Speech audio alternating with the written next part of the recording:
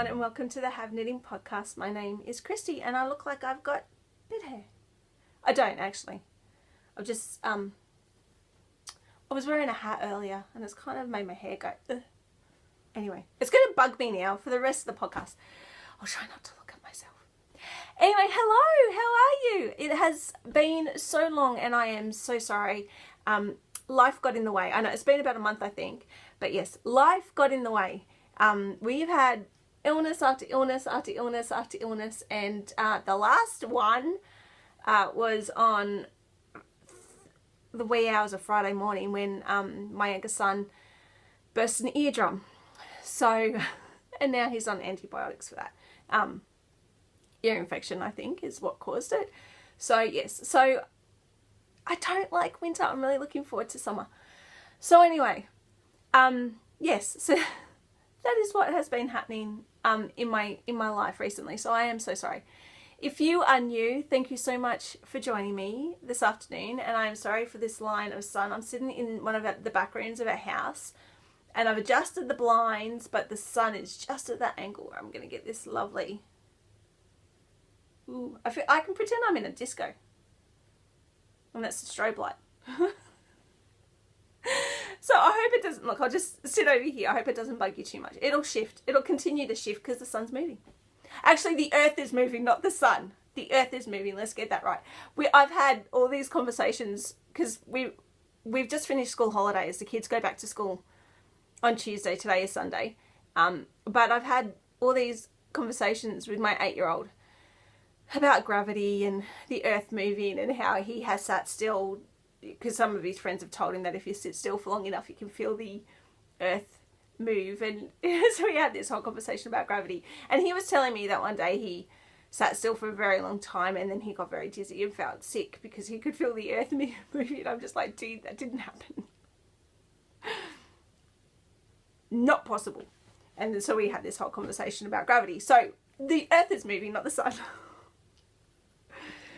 So anyway, oh my goodness, what an intro. So hello and welcome. If you are returning, thank you for coming back and spending crazy hour with me. So yeah, have I said, okay, so I'm Christy. This is the Have Knitting podcast. Hello, welcome. I hope I haven't missed anything. Hope I haven't missed anyone. It's been a month. Sorry, I don't write show notes and I am so sleep deprived that I forget what I said. I feel like a goldfish most of the time. Like I can't remember what I said 2 minutes ago, let alone 5 minutes ago or an hour ago or 2 hours ago or yesterday. And my kids will say, don't you remember saying that, Mum? No.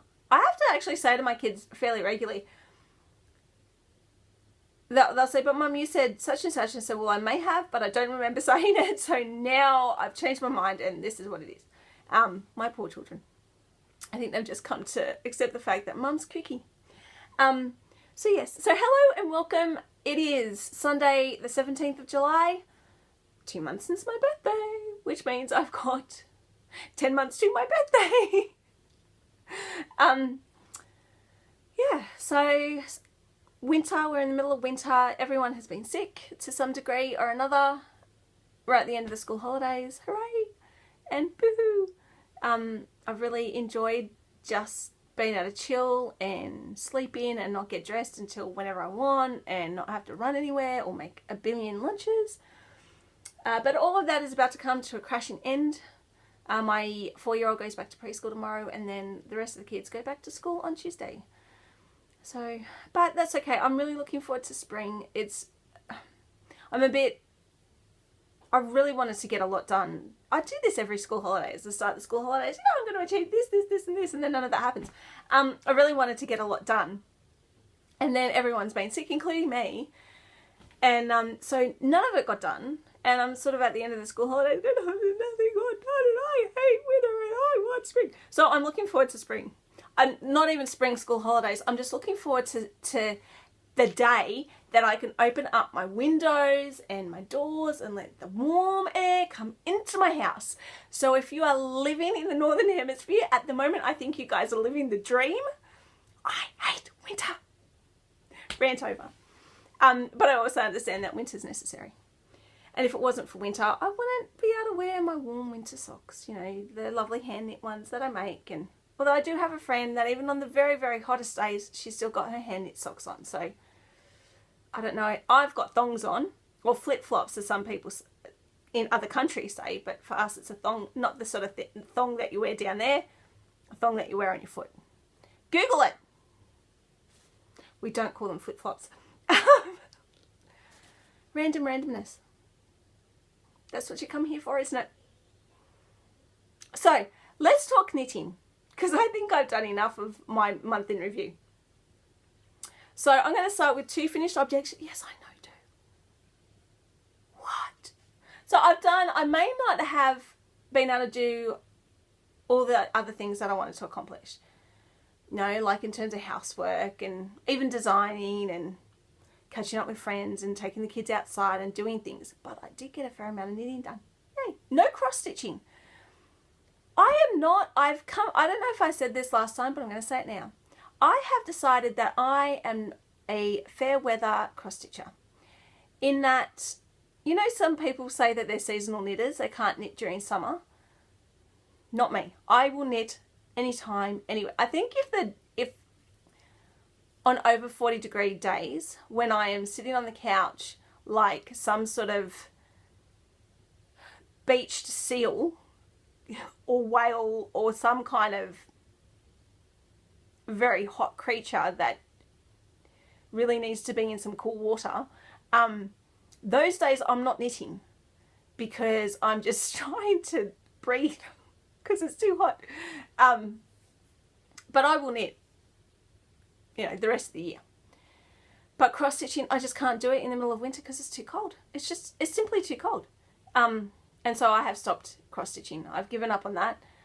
Once September rolls around, or maybe even when my craft group starts up again Thursday week, I'm planning on taking it to my craft group rather than knitting, because I can knit, because I can do it then. I can do it with, because it's too hard to cross stitch when you've got little ones running around, because you've got needles, you've got little bits of floss everywhere. So that's a little bit more difficult to do during the day for me, and I just can't do it in the evening. Even though we've got the fire going and the whole shebang, it's still too cold in my house. It's been so cold. We've had some cold snaps recently, but it's been so cold that my ankle bones have been sore. And my husband, sweet man that he is, walked out of the bedroom after we got home this morning and handed me his Ugg boots. So I currently have giant feet because I'm wearing my husband's sheepy lined Ugg boots because I don't have any. I've got to go buy some and I keep avoiding it. I mean, it's like down the road, 10 minutes down the road, the shop, but I just haven't done it because I don't want to spend the money. I'll buy yarn, but I'm not going to buy, you know, $70 pair of sheep skin lined whatever shoes that will stop my ankles from hurting. There's something wrong with my brain. Or maybe there's just something wrong with my priorities. Anyway, knitting. So this is, I've got it around backwards. This is the Windchief by Stephen West. Oh my goodness, look at that hat. It is so cool. So I've knit this for my brother-in-law, who lives down in Canberra, where it is even colder than it is here, I think. They had snow. My sister-in-law, who doesn't know that I've been knitting for them, sent me a picture of my niece's car with snow on the windscreen and said in the text message, there was enough snow for my nephew to make a snowball out of. I don't know if he threw it at his sister though. I should have asked. But anyway, so it's been really cold. She doesn't know that I've been knitting for them. So this is quite funny that she's sending me text messages with pictures of snow.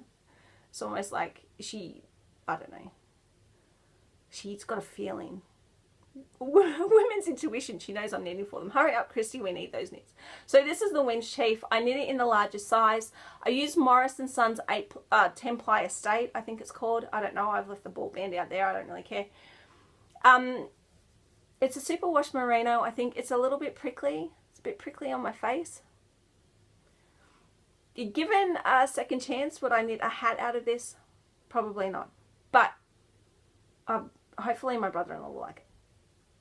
And hopefully, I don't know if it'll be too itchy scratchy for him. I don't know. I was wearing it before and it was sort of irritating my forehead. I don't know. I don't know. But anyway, so I knit that and I really, really like it. I'm really, really happy with it. And I would knit another one. In fact, I would even knit one for me. So that's that. Very happy with that. Very, very happy with it. I want to put it on, but then I've only just fixed my hair. I really hope he likes it. I really like it. This is such a cool hat.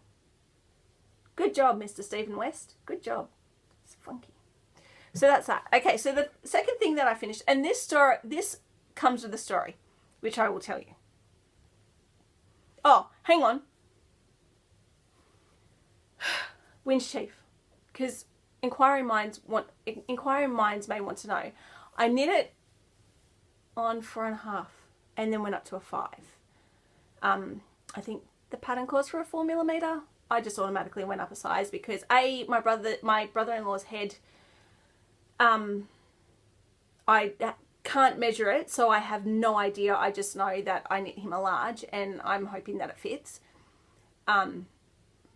And this was snug on my husband, so I just automatically went up a needle size because I didn't want to knit it and then get it to him and for it to not fit. So, happy with it.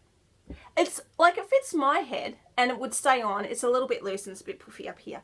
So I'm hoping that it fits my lovely brother-in-law. Anyway, this shawl comes with a story. My Briam shawl by Caillou Beranger, because I can't speak French, but I did Google how to pronounce her surname, is finished. So I've knit it in Madeline Tosh Light Merino. The burgundy maroni colour is Venetian, and the grey beigey colour is Calligraphy, which is the contrast colour. I'm just trying to remember. I'm pretty sure I knit it on 4mm needles. I didn't gauge swatch, but I don't generally gauge swatch with shawls. I just go straight. I like the fabric I get with a 4mm, so that's what I do. I could probably go up a needle size, but anyway. So after this is the last textured section, and then after this section you're supposed to knit a couple more rows in the main colour and then bind off. I didn't do that. I followed the sequence. So if you have a look at the shawl, the distance between the stripes increases, and between the texture section all increases. So I just followed that sequence and did a row, and then followed the sequence again with the main colour, and then when I don't have enough main colour to get through to the next textured section, what am I going to do? How do I bind this off? I'll bind it off in the contrast colour, and I did an I-cord bind off, and I'm really, really, really happy with it.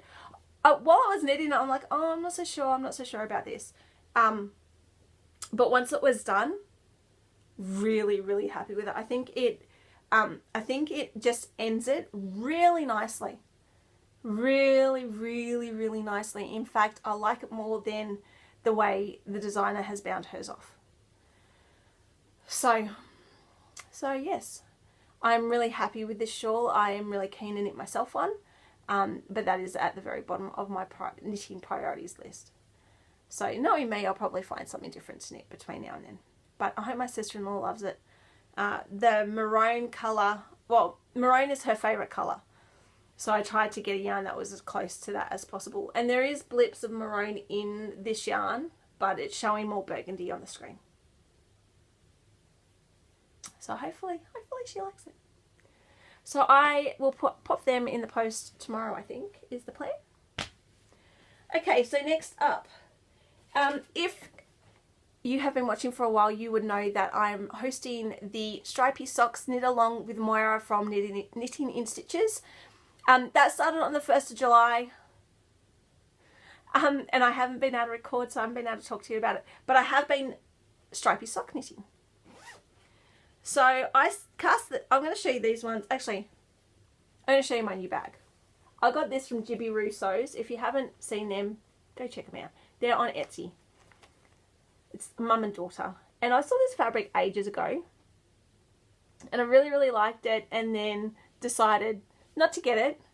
not to get whatever the bag was. And then when I was stocking her shop, which I do fairly regularly, they had the fabric again, and they only had one bag available. And so I just went, I'm not letting it go again. I'm grabbing it. So it's like a vintage woman's magazine, and I love that. I love that, you know, we're living in 2016, and I love the happy homemaker kind of stuff. It's just, not that I believe that all women should be staying at home raising babies. I don't believe that at all.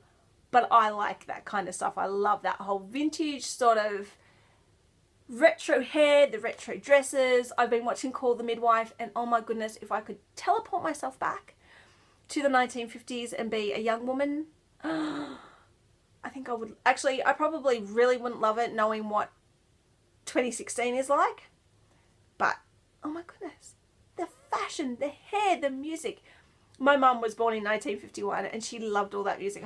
If you've ever watched Call the Music, the soundtrack's amazing.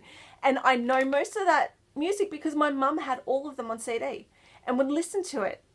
And probably because she grew up with my grandfather listening to all of that stuff. And my mum, I think it was the 1960s that my mum was in England, but my mum was originally from South Africa.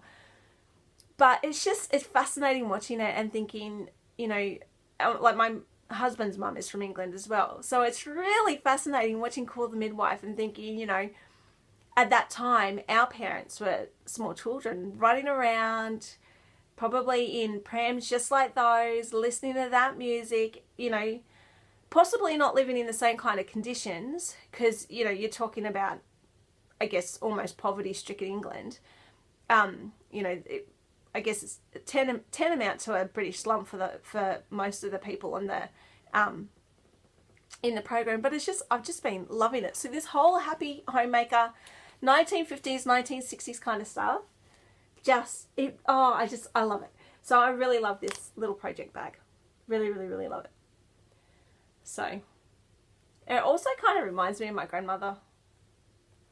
I love my grandmother very much. So it has pinky purpley lining, and it has a little strawberry, I don't know, little pink zipper pull tarty thing.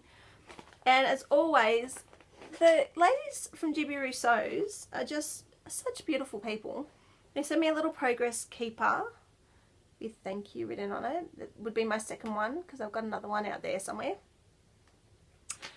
And Tea Pig's apple and cinnamon tea, which is so nice. And secretly, it's probably why I bought another bag from them, because I really enjoyed this tea last time, and that's the only way I can get this tea. Aha! So anyway, I didn't even show you what was in there. So GB Rousseau's, check them out. They've got great bags. That's my second GB Rousseau's bag. And it probably won't be my last. And every time a new project bag turns up in my house, my husband just goes, do you really need another one?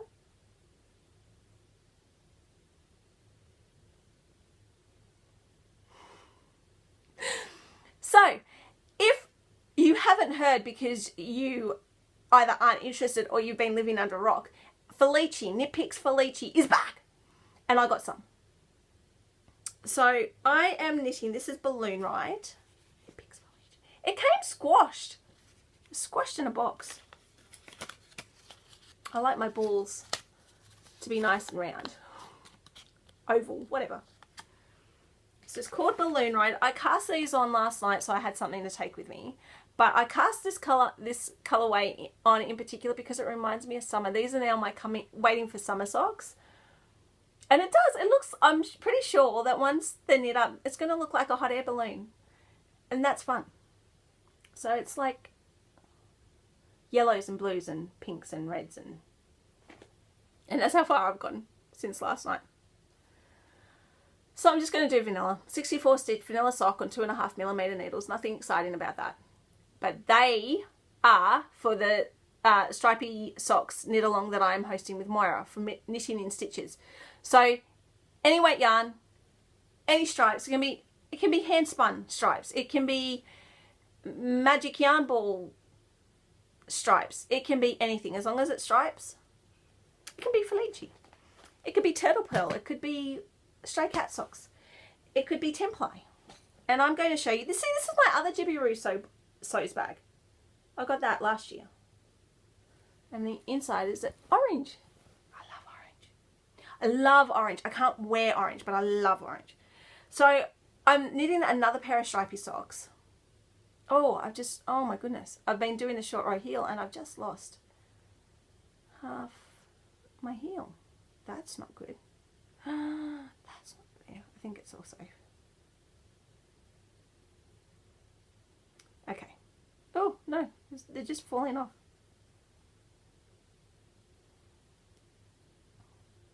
Okay. So this is the sublimation pattern. I'm not sure who the designer is, Sarah something or other.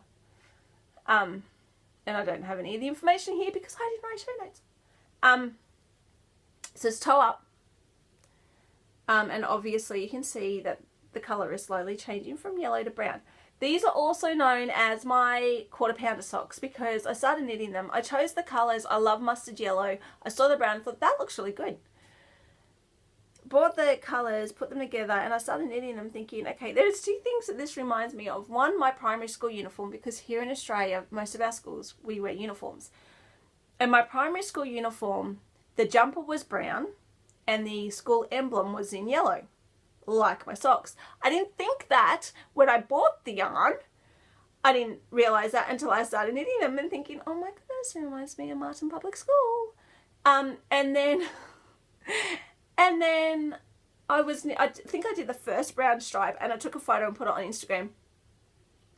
And I went, oh my goodness. Oh my goodness. It reminds me of a quarter pounder from McDonald's. And my mouth started to automatically water as it does. I've had people since then say that it reminds them of a footy team. Hawthorn. I do not come from a sporting family. My husband is not into sports or football or anything, so I have no idea who Hawthorn is. I'm sure that whatever country you're in, there is a sporting team somewhere with yellow and brown as their team colours. And somebody else said Harry Potter. So these are the socks, and of course, because it's mustard yellow, and I've had that quarter pounder image in my head, the other thing I think of is it's mustard. I wanted to take a photo of it next to a mustard sauce and barbecue sauce bottle because the colours are so similar. I thought that would probably be a bit tragic doing that. But anyway, I do love them. I really don't care about the colours. This is knit in an 8 ply. The pattern doesn't go by yarn weight, really. It goes by gauge. So even though when I went and bought the yarn, the lady at the yarn store said to knit it on a 3.75mm needle. And I bought the needle and then I came home and I'm like, no, the gauge is going to be too loose. I mean, look at this yarn. It's not tightly plied yarn like sock yarn is. It's quite loose. It's quite squishy, fluffy kind of yarn. I mean, it's not overly, there's not a lot of air in there, but there's enough. It's not like tightly spun like a sock yarn. Get my sock yarn out. See, that's just slightly more, there's a bit more twist to that. I know it's a finer ply, but there's more twist and more spring in that than there is in this. At least in my opinion. Anyway, so I brought it home and I just went with my gut and decided to cast on 3.25mm. This stitch just does not want to stay on this needle. I decided to just go with my gut and cast it on with 3.25mm needles. I like the fabric that I've got. It's quite dense, and I bought these because my ankles have been getting so cold that my bones have been sore. And I just made the decision that I really didn't care. I don't care about the colour. I don't care about what anyone says about the yarn, the needle size I'm using. All I care about is having warm feet. So I've gone for a denser fabric, which I'm very happy with.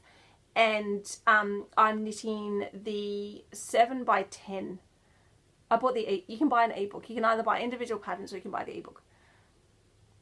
And so I'm knitting the middle one, which apparently is knit for Sport Weight Light DK. I don't know if this is a light DK. It's Heirloom Merino Magic, I think. Can't tell you colours or anything. I haven't got a ball band in here. They're all out in the lounge room. But all I care about is that the sock fits and it's warm. That's all I care about. All I care about. The rest of it, I don't care. If you are not an experienced sock knitter, don't buy this pattern. Not yet anyway, or put it down towards the bottom of your queue and learn how to knit socks, because the pattern itself is more like a skeleton that you've got to build yourself.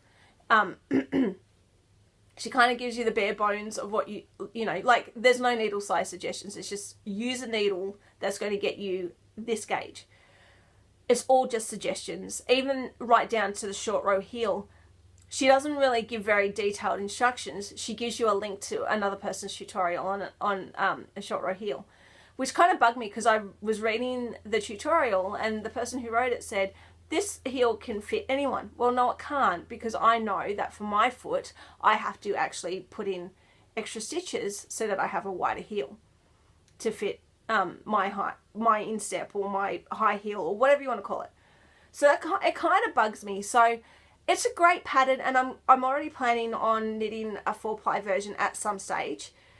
But unless you are an experienced sock knitter or you're willing to slow down and ask a lot of questions, I wouldn't go there just yet. When I knit, and like, okay, so for instance, because of the way the pattern's written, it's written toe up, obviously, because that's what I've done. She also says that there's no room in the sock for adjustment, so you've just got to go with what she's got in the pattern. But if you really have to change the measurements, the only place where you can change the measurement for the foot is in the toe. Now I've done stuff like that before with another pattern where I had to figure it out. It just happens to be that my foot length is the same, or the length that I want the foot in the sock is the same as what the pattern calls for, so I didn't have to change anything.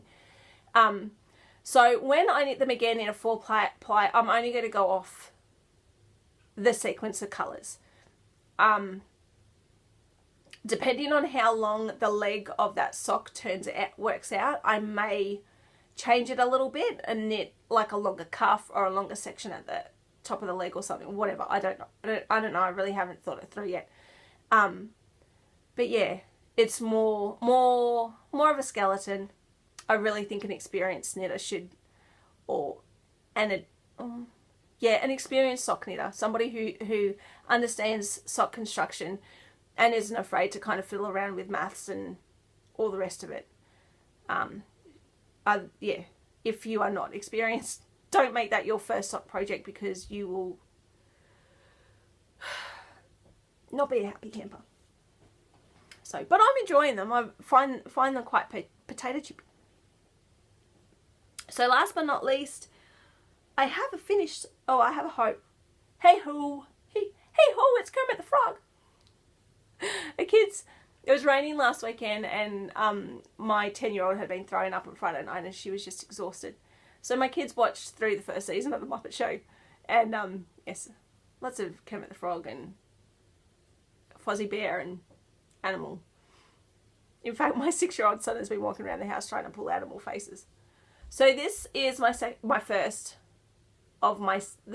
sock of my second pair of tricolour socks. I used the vanilla as the new black heel, which is a very interesting heel. I did enjoy it. It does make it feel like the sock goes on forever and ever and ever, because you just continually knit in the round until you get to the heel toe. The heel turn. Not the heel toe. The heel turn. Now, has anybody else danced the heel and toe polka that lives outside of Australia? Heel and toe, side, side, side, side, heel and toe, heel and side, so. Right. It was one of those things that you had to do in primary school when you had to do dancing. Heel and toe polka was always one of the dances. And I did go to when I was a kid, I did go to a bush dance. And I'm pretty sure we did the heel and toe polka there. Tell me, if you live in another country and you know the heel and toe polka, please tell me. Or maybe it's just an Aussie thing. I don't know. Anyway, so that's it. So yes, so that's my heel toe and that heel turn. And that's the only bit, this heel turn here, which isn't very big. That's the only bit where you're working back and forth rather than around. So it feels like you end up with this incredibly long tube and you're knitting forever. But it fit, for me, the fit is amazing. I love it. Absolutely love it. I don't know about wear. I asked around on Ravelry and one lady said that the strong sock or the strong heel, she loves them. And, you know, she's been sock knitting for, I don't know, however long. And it's her go-to heel and she really loves it, and she hasn't had a pair of socks fail on her yet. But she said that may come down to fabric composition. So if you've got a true sock yarn that has, you know, like 75% wool, 25% nylon, it's obviously going to stand up to wear more than just 100% merino. So that's that sock. And I have started on the second one, which is here. So I am making slow progress. I hadn't knit on it for a while because I was working on trying to finish off the hat and the shawl. But I got stuck back into it last night. And I'm enjoying it. Nothing more to say about that, really. So yeah, and I'm also counting this as a stripy socks because look, stripes. I'm not really counting it as a stripes, but it is. It is a stripy sock. Not a stripy sock, whatever. So yeah, the stripy socks knit along runs until the end of September. The Yay for May sock along, which this is technically a part of, runs until the end of August. So if you're knitting socks, you can still participate even if you're not knitting stripy socks, because you can participate in the Yay for May sock along. At the end, or maybe the beginning of September, once we sort of hit spring and it's starting to warm up, I'm going to run a lace knit along. And it can be lace anything. I thought about doing another cardigan or a lace cardigan knit along or something. And then I thought, well, you know, I want to knit a lace cardigan because I have 2 in my queue. I have yarn for 2. But, you know, somebody might want to knit a lace shawl, or somebody might want to knit a lace pair of socks or whatever. So it's a lace along. Lace whatever. Lace shawl, whatever. So that'll be starting in September and anyone can participate and there will be a prize. I don't know what that is. I do have some acquisitions because when I got my balloon ride for Lychee, I got some other stuff as well. I got a big bag of yarn. Woohoo! So I got, because I had, oh sorry, I'm sitting on the floor and my legs are, hey. So I got, they had, I think they had a sale on some of their strolls. So I got some more. So I got the stroll tweed. I got 2 balls of that and 1 ball of the Tranquil fingering. And I'm going to knit a pair of socks with that because Moira from Knitting in Stitches keeps knitting these beautiful socks with contrasting heel, toe and cuff. Or is it just tough and cuff? Toe and cuff, and I love them and I wanted my own. And she's been knitting tweedy socks and oh my goodness, be still my beating heart. So I had to get some for myself. So and this, I think this colour was is being discontinued and I love these sea green kind of colours. So it's called Tranquil. And so I had to get it and I got Oyster Heather. So I think they work. They're going to be in a sock that's in my shoe, that's under my, you know, under my clothes. No one's going to see it except for me. So here is my other balloon ride ball. My other Oyster Heather ball. I also got some Fedora, which is a dark brown colour.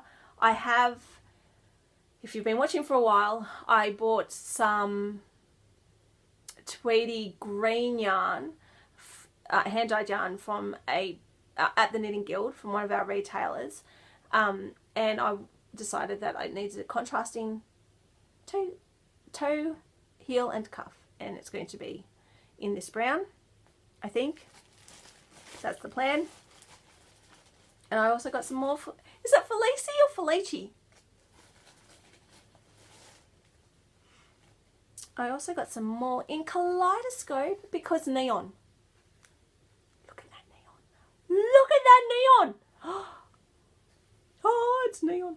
So they both look like they're, like when I first opened the box, I went, they didn't send me what I ordered. Because you can't see that neon yellowy green colour in this one at all. It's just got the neon pink. I wonder if I can find it in there. Oh, it's just in there. It's just in there. You can see it just in there. So, yes. But this is Kaleidoscope. And it's got neon in it. I couldn't resist. I think I'm stuck in the 80s. Because neon. Oh, I love neon. Look, neon nails. I mean, you can't really see that they're neon. But neon pink, Jamberry gel, neon sock yarn, neon 80s. Woo! And I also got 2 balls of the comfy fingering in Blackberry, because I bought 3 balls a couple of months ago to knit a and I'll show you this cardigan here. I'll find the actual pattern in a minute. I bought 3 balls to knit the smaller size for my oldest daughter, because I thought, oh, I got this book, Aura, because I wanted free shipping. And so I went, right, I'm just going to throw a few more things in my cart. Oh, the patterns in that book look quite nice. I'll buy that book. And then I came across this pattern, which I am finding, called Travertine. And I became a little bit obsessed with it, as you do, or as I do. Here it is. And I thought, oh, that would be nice to knit for my 12-year-old. It's quite pretty, it's quite lacy, it's quite feminine, all of that kind of stuff. And so I thought, all right, well, I'll do that and I'll get some yarn. And I sort of undenied about sizes, and I thought, oh, she's not particularly big. She's not huge, but she's not tiny either. I'll just get the smaller size. And the yarn arrived, and I measured her, and she's almost as wide around the chest as I am, and I didn't have enough yarn. So I undenied about what I was going to do, and I thought about knitting the top for my 10-year-old, and I asked about it on Ravelry, and some of the other younger mums went, I want to put my daughter in that. I think it's a little bit too grown up. And I thought about it and thought about it and thought about it, and I thought, I mean, my 10-year-old would get away with it because she's got that spunk. And then I thought she probably won't wear it. I'll just buy another 3 balls, and then or another 2 balls, and I'll have enough to do one for me. And if I start knitting it and I don't like it, then I can give it to my 12-year-old. Or if I start knitting it and my 12-year-old goes, no, I really, really want that, Mum, I can still give that to her. So, yes, that's what I'm doing. And that is the Aura book from Knit Picks. And I really didn't need another knitting book, but there's some nice patterns in there. It's good inspiration, scope for the imagination, whatever you want to call it. But yeah, so that's that. And I'm done. Oh, I didn't tell you the story about my shawl. I didn't tell you. Oh, I didn't tell you. I said there's a story that comes with this shawl, and then I didn't tell you about that. So that, anyway, my Knit Picks goodies. I'm not buying any more yarn for a long time. Mark my words. Anyway, so my shawl, my Brian shawl. We had some rain last weekend. I finished it the week before last. And wanted to block it before I wove in the ends, as you do. Well, I mean, not everyone does, I do. And so I was waiting for a sunny day, and we had some rain, and then I think on Tuesday and Wednesday the sun came out. But the sun came out, and so did the wind. The wind came out as well, so it was a really windy day. So it was really nice and warm in the sun, but the wind was really cold. And I thought, look, I'm just going to block it. It needs to be done. So I washed it, washed my socks, my hand knit socks as well that were waiting to be washed, not knit, washed. I need to finish because my words aren't working. So I washed it, I squished it out in a towel, I took it outside, I spread it out on my blocking mats. I went out about an hour and a half, 2 hours later, because like I said, it was really nice in the sun, and it still wasn't quite dry, and I was hanging out some washing. It was just felt a tiny little bit damp. So I thought I'll leave it for another half hour or so, and then I'll check on it again. I took another basket out of washing outside, because in Australia we generally hang our washing outside in the sun instead of using dryers. I know that for some people in some places of the world that's almost unheard of. Not here, because we have sun. We don't have a dryer. The sun is our dryer. I mean, you can buy dryers. Our family does not have one.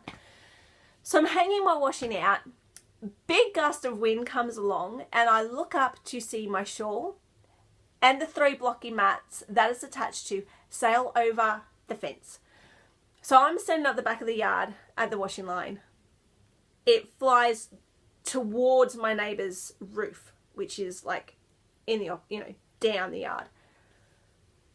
And I pretty much dropped what I was doing, ran inside and said to my 10-year-old and my 8-year-old son, go next door and see if they're home. My shawl has just blown into their backyard. And my 10-year-old goes, oh no, Mum. And so she quickly puts her shoes on, runs next door, comes back a minute later, and she says, Mum, they're not home. Because they both work full time. I've never spoken to these people, mind you. They've been living there for just over a year, and I've never spoken to them. Bad neighbour that I am. I don't think we gave off a very good first impression. My children didn't give off a very good first impression. Not me, my children. And so I think they've kind of had to... We really liked our old neighbour, and my children, the day they came through for a second look at the house, my children were at the front door, like in the front part of that house, when we had the windows and doors and everything, yelling out, that's Jeremy's house, you're not allowed to live there. So I don't know if we've scared them off or what. But anyway, I've never spoken to them. I think I may have said hi to the husband once, and we wave at each other when we're driving past each other in the street, but that's about it. Anyway. So they have 2 big scary dogs. I mean, like, they're the sort of dogs that I'll be, peacefully hanging up my washing in the backyard, and then they start barking at me. I mean, they don't anymore because they know my smell or whatever. But I've heard them kind of bang up against the fence, and I've been paranoid that they're going to try and jump the fence and whatever. So I couldn't say to my daughter, well, can you just go into their backyard and see if you can grab it, because these dogs are scary and my kids are terrified of dogs. So yes, she came back in, so they went home or whatever, and I'm like, oh my goodness, what happens if the dogs get to it and decide that it's a toy and rip it to shreds? What happens if another gust of wind comes along and blows it either onto their roof or into the neighbours next door to them, into their yard? And I'm not going to know where it is. So I went back outside to get this, like, our little step ladder, so I could look over the fence and hopefully not get attacked by the dogs trying to jump up at me. And just as I walked outside with my 10-year-old hot on my heels, she says, Mum, it's at the back of the yard. So in the opposite direction that my shawl had blown in was my shawl and 2 of the blocky mats. And the third one still hasn't shown up. So I'm calling it a miracle. I'm calling it a miracle, because those dogs certainly did not pick up my shawl and, come around and partially jump over the fence and dump it in my yard. And they've got a huge amount of trees and stuff in their yard. So it wasn't like the wind kind of came around and circled around and threw it back in my yard, and nobody was home. So I have no idea how it ended up back in my yard with only 2 blocking mats, but I'm calling it a miracle. This is my miracle shawl, and I'm so thankful that I got it back in one piece, and it was dry too. So I have lost a blocky mat, and I think I've possibly lost a couple of T-pins, but who cares? I got my shawl back. So this is the miracle shawl that's going to my sister-in-law with all the love that I can muster, because I love her very much. And that's it. 45 minutes. Wanted it to be shorter, but that's okay. Anyway. I hope that you have had an awesome week. I hope that you have an awesome week wherever you are in the world. And I will see you again sometime next week, I think. Depending on my life and my children and who is sick.